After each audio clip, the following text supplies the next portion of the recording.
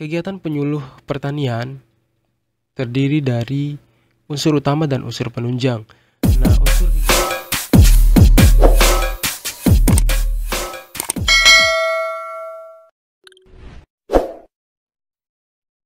Assalamualaikum warahmatullahi wabarakatuh. Kembali lagi di channel Muhammad Fazrul Hidayat. Pada kesempatan kali ini saya akan membahas tentang kisi-kisi lagi, yaitu tentang jabatan fungsional penyuluh pertanian.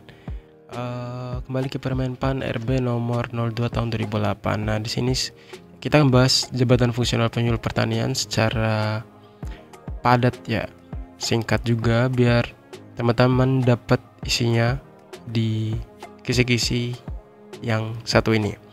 Oke, tanpa berlama-lama kita lanjut aja. Definisi yang ada di Permenpan RB nomor 2 tahun 2008.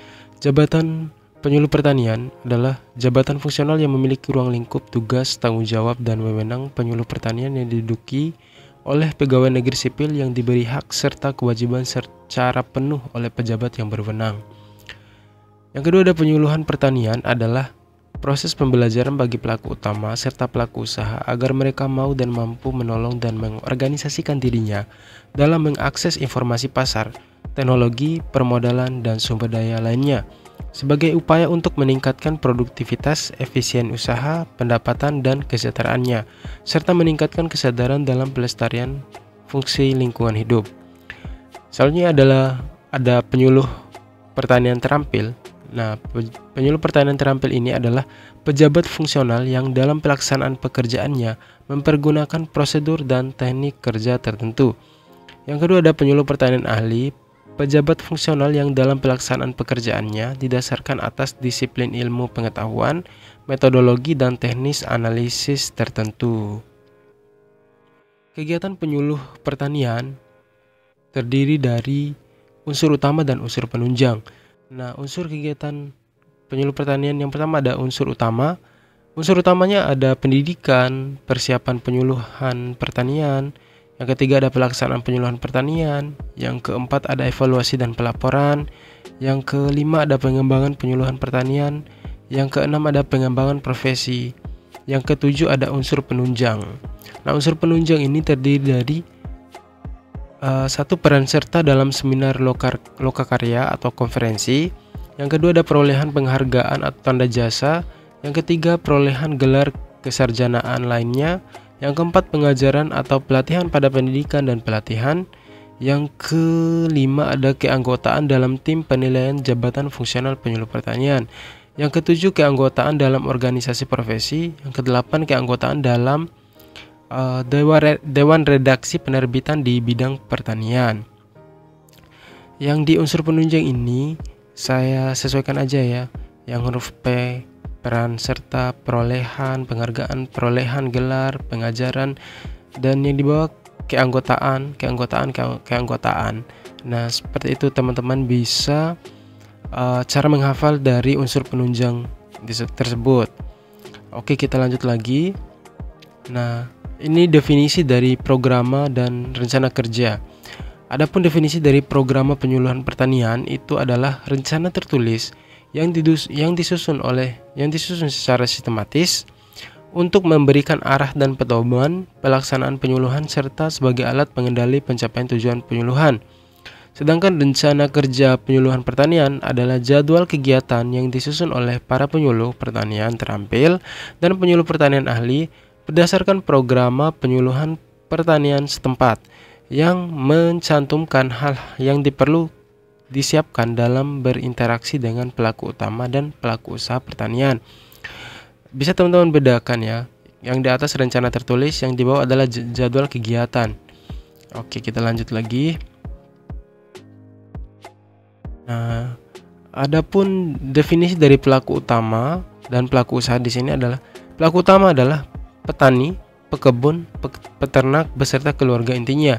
Sedangkan pelaku usaha ada perorangan warga negara Indonesia atau korporasi yang dibentuk menurut hukum Indonesia yang mengelola usaha pertanian. Oke, lanjut. Nah, angka kredit adalah satuan nilai dari tiap butir kegiatan dan atau akumulasi nilai butir-butir kegiatan yang harus dicapai oleh pejabat fungsional penyuluh pertanian dalam rangka pembinaan karir yang bersangkutan. Karya tulis ilmiah adalah tulisan hasil pokok pikiran, pengembangan, dan hasil kajian atau penelitian yang disusun oleh perorangan atau kelompok yang membahas suatu pokok bahasa ilmiah dengan menuangkan gagasan tertentu melalui identifikasi tinjauan pustaka. Yang kita bahas selanjutnya adalah rumpun jabatan, kedudukan, tugas pokok, dan instansi pembina. Rumpun jabatan, kedudukan, dan instansi pembina. Jabatan fungsional penyuluh pertanian termasuk dalam rumpun ilmu hayat.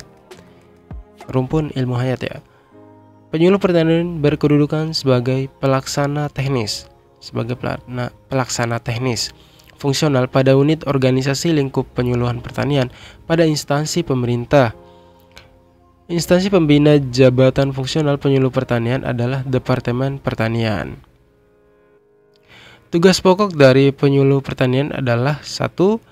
Persiapan, 2. Pelaksanaan, yang ketiga evaluasi dan pelaporan, yang keempat pengembangan penyuluhan pertanian. Ya, coba bedakan antara tugas pokok dengan kegiatan penyuluh pertanian. Kegiatan penyuluh pertanian tadi kan ada pendidikan, persiapan, pelaksanaan, pengembangan, evaluasi dan pelaporan, pengembangan profesi, dan penunjangnya. Sedangkan tugas pokok dari penyuluh itu persiapan, pelaksanaan, evaluasi dan pelaporan. Yang keempat ada pengembangan penyuluh pertanian. Itu tugas pokoknya. Lanjut. Unsur dan subunsur kegiatan. Nah, unsur dan subunsur ini adalah kegiatan penyuluh pertanian yang dapat dinilai angka kreditnya. Yang bisa dinilai angka kreditnya adalah yang pertama, seperti yang disampaikan tadi, kegiatan penyuluh pertanian. Yang pertama ada pendidikan. Kegiatan yang bisa dinilai angka kreditnya adalah pendidikan, sekolah, dan memperoleh ijazah dan gelar. Yang kedua, pendidikan dan pelatihan fungsional di bidang pertanian serta memperoleh surat tanda tamat pendidikan dan pelatihan STTPP atau sertifikat. Yang ketiga ada pendidikan dan pelatihan prajabatan. Nah, ini adalah ketiga kegiatan yang bisa dinilai angka kreditnya dari unsur pendidikan. Yang kedua ada persiapan. Nah, kegiatan-kegiatan dari persiapan ini diantaranya adalah 1. Identifikasi potensi wilayah. Yang kedua, memandu penyusunan rencana usaha petani dalam kurung RUK, RKK, RKD, RKPD, atau PP. Yang ketiga, penyusunan program penyuluhan pertanian dalam kurung tim. Yang keempat, penyusunan rencana kerja tahunan penyuluh pertanian. Sudah pendidikan, persiapan, sekarang pelaksanaan. Nah, pelaksanaan ini terdiri dari penyusunan materi. Yang pertama, yang kedua ada perencanaan penerapan metode penyuluhan pertanian. Yang ketiga ada menumbuhkan atau mengembangkan kelembagaan petani. Yang keempat ada evaluasi dan pelaporan. Evaluasi dan pelaporan ini evaluasinya terbagi menjadi 2, yaitu evaluasi pelaksanaan penyuluh pertanian. Yang kedua ada evaluasi dampak pelaksanaan penyuluhan pertanian. Selanjutnya ada pengembangan. Pengembangan adapun kegiatannya yaitu yang pertama penyusunan pedoman Juklak, Juknis, penyuluhan pertanian. Itu yang pertama. Yang kedua, kajian kebijakan pengembangan penyuluhan pertanian. Yang ketiga, pengembangan metode atau sistem kerja penyuluhan pertanian. Selanjutnya ada pengembangan profesi. Pengembangan profesi ini terdiri dari beberapa kegiatan, yaitu yang pertama ada pembuatan karya tulis ilmiah di bidang pertanian. Yang kedua, penerjemahan atau penyaduran buku dan bahan lainnya di bidang pertanian. Yang ketiga, ada pemberian konsultasi di bidang pertanian yang bersifat konsep. Oke, kita lanjut. Yang terakhir ada unsur penunjang. Nah, unsur penunjang tadi seperti yang saya sampaikan di atas, bahwa yang pertama ada peran serta dalam seminar, lokal karya, konferensi. Yang kedua, perolehan penghargaan atau tanda jasa. Yang ketiga, perolehan gelar kesarjanaan lainnya. Yang keempat, pengajaran atau pelatihan pada pendidikan dan pelatihan. Yang kelima, ada keanggotaan dalam tim penilaian jabatan fungsional penyuluh pertanian. Yang keenam, keanggotaan dalam organisasi profesi. Yang ketujuh, keanggotaan dalam dewan redaksi penerbitan di bidang pertanian. Yang kita bahas selanjutnya adalah jenjang jabatan. Jabatan fungsional penyuluh pertanian terdiri dari dua. Yang pertama ada penyuluh pertanian terampil, yang kedua ada penyuluh pertanian ahli. Nah, di penyuluh pertanian terampil ini kategori terampil dengan pendidikan diploma 3 ya, paling rendah, atau SMA ya. Nah, dari yang rendah ke tinggi ini adalah jenjang jabatan dari penyuluh pertanian terampil. Yang di atas ini yang rendah, yang di bawahnya adalah yang tinggi. Yang pertama ada pelaksana pemula, yang kedua ada pelaksana, yang keempat ada pelaksana lanjutan, yang keempat ada penyelia. Nah, untuk yang di dalam sini silakan kalau mau dihafal juga sama teman-teman silakan. Tapi saya lebih prefer yang sebelah sini ya. Pelaksana pemula, pelaksana lanjutan, dan penyelia. Yang dari rendah ke tinggi ya. Yang tingginya penyelia. Oke, kita lanjut. Yang kedua ada penyuluh pertanian ahli, kategori terampil dengan kategori ahli dengan pendidikan. Sorry ya, itu salah penulisan. Kategori ahli dengan pendidikan paling rendah itu sarjana. Sarjana sih, nggak ada rendah ya. Pendidikan sarjana atau diploma 4, yaitu dengan jenjang jabatan. Yang pertama ada ahli pertama, muda, madya, utama. Yang paling rendah adalah yang pertama, yang paling tinggi adalah utama. Pertama, muda, madya, utama. Itu ya teman-teman. Lanjut. Penilaian angka kredit. Dalam catatannya, apabila pada suatu unit kerja tidak terdapat penyuluh pertanian yang sesuai dengan jenjang jabatannya untuk melaksanakan kegiatan, maka penyuluh pertanian lain yang berada satu tingkat di atas atau satu tingkat di bawah jenjang jabatannya dapat melakukan kegiatan tersebut berdasarkan penugasan secara tertulis dari pimpinan unit kerja yang bersangkutan.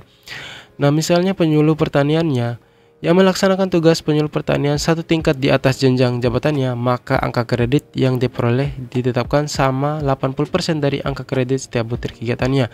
Jadi, misalnya ada penyuluh mengambil satu butir kegiatan atau tugas penyuluhan di atas satu tingkat dari yang dia punya jabatan, maka nilai dari angka kreditnya adalah 80% dari satu butir kegiatan angka kreditnya dikali dengan 80% karena dia mengambil melaksanakan tugas penyuluh pertanian satu tingkat di atas jenjang jabatannya.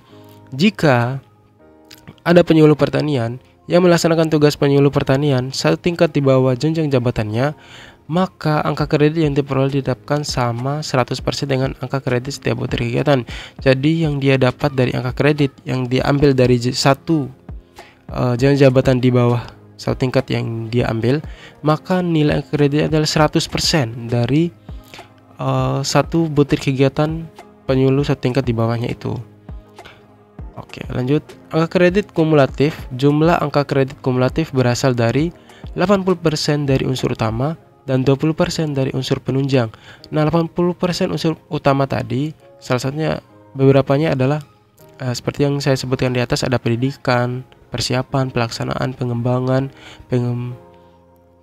profesi, sama apa tadi ya? Ya itu aja ya. Terus dilanjut sama unsur penunjang itu cuma 20%. Penulisan karya tulis ilmiah dan lain sebagainya itu yang di sebelahnya tadi. Oke, kita lanjut. Nah, ini adalah angka kredit penulisan karya tulis ilmiah. Jika teman-teman melakukan penulisan karya tulis ilmiah, jika Anda adalah penulis utama, ada dua penulis, maka ada penulis utama dan penulis pembantu. Yang pertama adalah penulis utama akan diberi angka kredit 60% dari angka kredit kumulatif, dan penulis pembantu akan mendapatkan 40% dari angka kredit kumulatif salah satu kegiatan karya tulis ilmiah. Sedangkan jika ada 3 penulis, maka penulis utama akan mendapatkan 50% dari angka kredit kumulatif, sedangkan penulis pembantu mendapatkan 25%, penulis pembantu kedua mendapatkan 25%. Yang ketiga ada 4 penulis, di mana penulis utama mendapatkan 40% dari angka kredit yang ditentukan, Sedangkan penulis pembantu pertama mendapatkan 20%, penulis pembantu kedua mendapatkan 20% lagi, dan penulis pembantu ketiga mendapatkan 20%. Nah, adapun catatannya adalah jumlah penulis pembantu paling banyak 3 orang, teman-teman.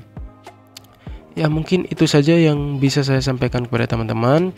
Silakan teman-teman pahami, pelajari, dan jangan lupa juga setelah memahami beberapa materi-materi di bawah, silakan tes wawasan teman-teman dengan mencoba mengerjakan beberapa soal yang saya buat di bawah. Terima kasih, jangan lupa di subscribe, di share. Semoga teman-teman yang lain juga mendapatkan manfaat dari video ini. Wassalamualaikum warahmatullahi wabarakatuh.